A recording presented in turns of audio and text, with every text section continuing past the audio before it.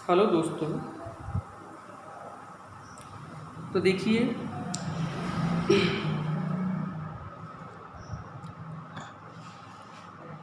अभी आपने पिछले लेक्चर में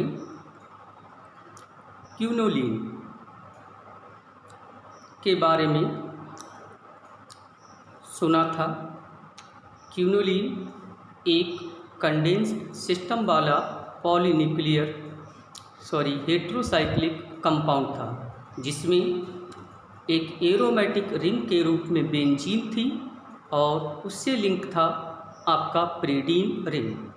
तो उसके लिए हमने सिंथेसिस कल दिखाई थी, स्क्राइब्स सिंथेसिस। स्क्राइब सिंथेसिस के बाद अब हम क्यूनोलीन की केमिकल प्रॉपर्टीज़ पर डायरेक्ट बात करते हैं। फिजिकल प्रॉपर्टीज़ नहीं पढ़नी है। तो केमिकल प्रॉपर्टीज़ में आप देख सकते हैं बहुत आसान तरीके से कि बेसिक नेचर है आपका। बेसिक नेचर उसी टाइप से कि जैसे प्रीडीन आपका बेसिक नेचर था, इसमें भी आपकी प्रीडीन रिंग ही होती है। ये देख लेंगे क्यूनोलीन, यहाँ से ये प्रीडीन रिंग है जिसमें नाइट्रोजन प्रेजेंट है और नाइट्रोजन पर लोन पेयर इलेक्ट्रॉन होगा। तो इसलिए हमने लिखा है सबसे पहले बेसिक नेचर। क्यूनोलीन एक बेस है जो इनऑर्गेनिक एसिड्स के साथ साल्ट का फॉर्मेशन करती है। तो ये देखिए, इसका मॉलिक्यूलर फार्मूला लिखा गया है, यानी इसमें 9 कार्बन, 1 2 3 4 5 6 7 8 9 कार्बन और 7 हाइड्रोजन होंगे। एक यहाँ पर, यहाँ पर, यहाँ पर, यहाँ पर, यहाँ पर। कितने हो गए भाई? 5 पोजीशन कितनी? 6 7 8 हाइड्रोजन गलत लिख दिया। सॉरी, यहाँ पर हाइड्रोजन, यहाँ पर हाइड्रोजन, यहाँ पर हाइड्रोजन। तो 3, एक यहाँ पर 4 5 6 7 हाइड्रोजन और ये नाइट्रोजन एटम जिस पर लोन पेयर इलेक्ट्रॉन। ये एसिड है, एसिड का प्रोटॉन इस लोन पेयर इलेक्ट्रॉन को ले लेगा तो नाइट्रोजन पर पॉजिटिव चार्ज और क्लोरीन पर नेगेटिव चार्ज। ये साल्ट बनेगा जो कहलाएगा क्यूनोलीन हाइड्रोक्लोराइड। तो साल्ट बना एसिड के साथ, इसका मतलब क्यूनोलीन बेस होता है। फिर हम बात करेंगे अगली केमिकल प्रॉपर्टी जिसका नाम है रिडक्शन।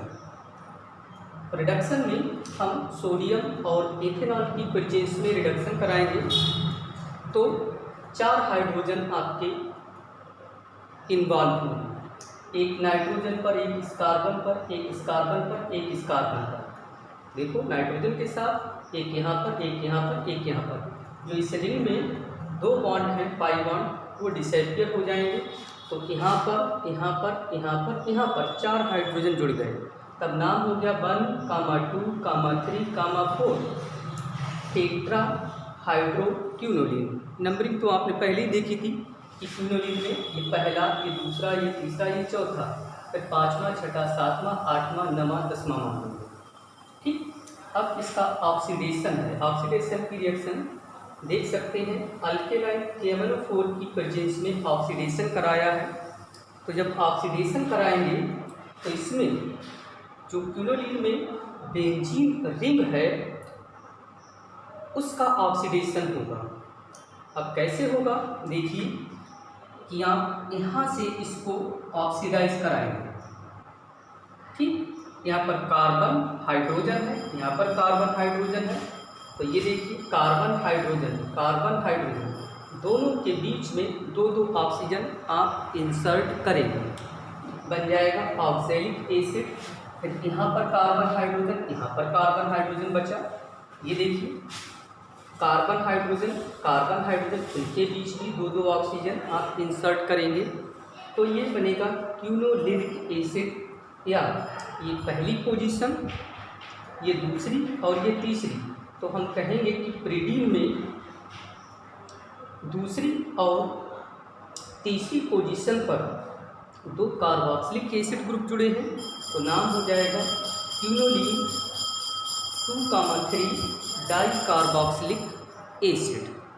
तो ये आपकी 3 केमिकल प्रॉपर्टीज हुई ऑक्सीडेशन। अब हम क्यूनोलीन में बात करेंगे इलेक्ट्रोफिलिक सब्स्टिट्यूशन पर। आप वेट करिए, अभी आते हैं।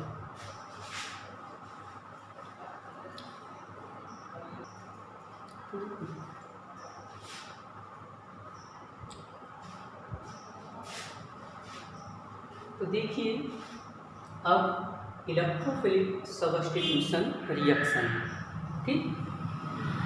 तो बताते हैं कि क्यूनोलीन में electrophilic substitution reactions position 5 and 8 पर होती है। पोजीशन आप पहले ही सुन चुके हैं कि हेटेरो एटम नाइट्रोजन पहला, ये दूसरा, ये तीसरा, ये चौथा, पांचवा, ये छठा, ये सातवां, ये आठवां। तो इलेक्ट्रोफिलिक सब्स्टिट्यूशन रिएक्शन 5 और 8 पर होती है, यानी 2 आइसोमर बनाएंगे। जैसे कि ये पहला है नाइट्रेशन। नाइट्रेशन जानते हैं नाइट्रिक एसिड के साथ कराया जाता है, परचेंज H2SO4 की होती है। तो यहाँ से इलेक्ट्रोफाइल के रूप में NO2 यानी नाइट्रो ग्रुप निकलेगा, जो 5 पर जुड़ेगा और 8 पर जुड़ेगा। तो 2 आइसोमर बनेंगे, 5 नाइट्रोक्यूनोलीन और 8 नाइट्रोक्यूनोलीन। ऐसे ही सल्फोनेशन है। सल्फोनेशन H2SO4 लेंगे, फ्यूमिंग यानी कि इसे हम कहते हैं सधूम, ये ले लेंगे, 180 डिग्री सेल्सियस पर रिएक्शन कराएंगे। तब यहाँ से SO3H सल्फोनिक एसिड ग्रुप के रूप में निकलेगा, एक आइसोमर में 5 पोजीशन पर, तब नाम हो जाएगा क्यूनोलीन 5 सल्फोनिक एसिड, और एक में 8 पोजीशन पर लग जाएगा, तब नाम हो जाएगा क्यूनोलीन 8 सल्फोनिक एसिड। फिर आती है न्यूक्लियोफिलिक सब्स्टिट्यूशन रिएक्शन। तो क्यूनोलीन में जो न्यूक्लियोफिलिक सब्स्टिट्यूशन रिएक्शन है, ये बताते हैं कि पोजीशन 2 पर होती है, 2 ये है, पोजीशन 2 पर होती है। बहुत आसान है, जैसे रिएक्शन विद सोडामाइड।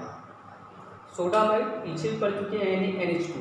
तो यहाँ से न्यूक्लियोफाइल निकलेगा NH2 निगेटिव, जो पोजीशन 2 पर लिंक होगा। ये देखिए लगाया, यहाँ से हटेगा क्योंकि सब्स्टिट्यूशन है, यहाँ का हाइड्रोजन और यहाँ से सोडियम 2NaH 2 अमीनो क्यूनोलीन। इसमें एक ही आइसोमर बना, इसलिए बैलेंस हो गई। और जब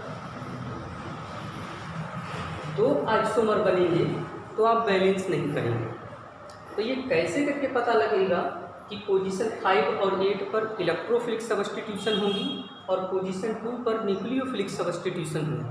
अगर इसे आपको समझना है तो आप क्यूनोलीन की रेजोनेटिंग स्ट्रक्चर बनाकर देखिए, पता लग जाएगा कि इलेक्ट्रोफिलिक सब्स्टिट्यूशन में पोजीशन 5 और पोजीशन 8 पर पॉजिटिव चार्ज आएगा, यानी यहाँ पर इलेक्ट्रॉन की कमी होगी। और ये न्यूक्लियोफिलिक सब्स्टिट्यूशन रिएक्शन में आप देखेंगे, है ना, 5 और 8 पर जो है इलेक्ट्रॉन डेंसिटी अधिक होगी, इसलिए इलेक्ट्रोफाइल इन पोजीशन पर। और ये जो न्यूक्लियोफिलिक सब्स्टिट्यूशन है, यहाँ पर अगर रेजोनेटिंग स्ट्रक्चर देखी जाएगी तो पता लगेगा कि यहाँ पर पॉजिटिव चार्ज होगा, यानी इलेक्ट्रॉन डेंसिटी कम होगी, इसलिए रिएक्शन पोजीशन 2 पर होगी। तो एक रिएक्शन हो गई न्यूक्लियोफिलिक सब्स्टिट्यूशन में, रिएक्शन विद सोडामाइड। अगली रिएक्शन आप देखिए, ये सब नोट कर लीजिए।